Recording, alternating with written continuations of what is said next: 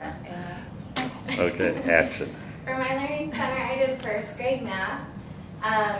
The way that I would run these 5 activities is, I remember when I was in first grade, all of our activities were with the teacher. So we had a circular table, the teacher sat down, and while everyone did like worksheets or other separate individual activities, there would be like 5 kids with the teacher doing their own activity, and that's how the teacher monitored their progress and monitored how well or if they needed more practice with certain activities. So these are the 5 activities that I would do with my kids. Each one has to pick a different one, so they all have different ones. And they're not doing the same thing at the same time. The first activity is using glow sticks. I just thought they were fun. They're not lighting up right now because it's just too bright, but they would have to be able to compare greater, less than, or equal to. So they have 2 hooks. You guys see?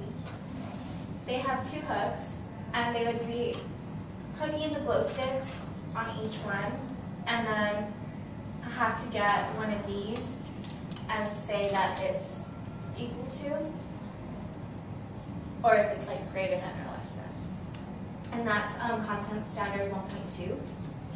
The second activity is grouping rubber bands into 10s and 1s, and then figuring out what that equals. So adding it up using 10s and 1s. And that helps them identify the 10s and the 1s. And you should just practice with that. So I have rubber bands here. And I think it would help if like 10s rubber bands were a different color than 1s rubber bands. Only because I think if they put 3 for 10s and then 1 in the 1s, it would equal 31. But I wouldn't want them to use 31 rubber bands and count them all out. It would kind of be simpler to have 3 red and then just put them on there. For the third activity, the student will have a dry erase board and dry erase markers.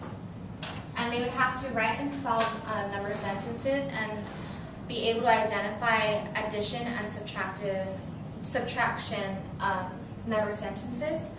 So they would practice them out.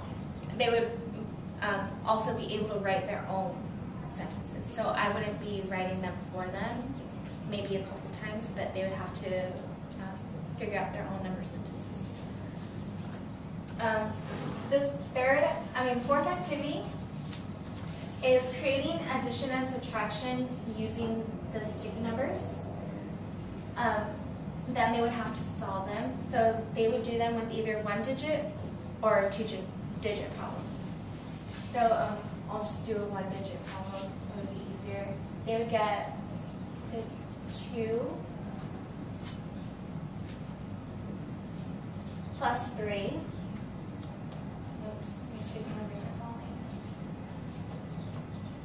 And then equals 5.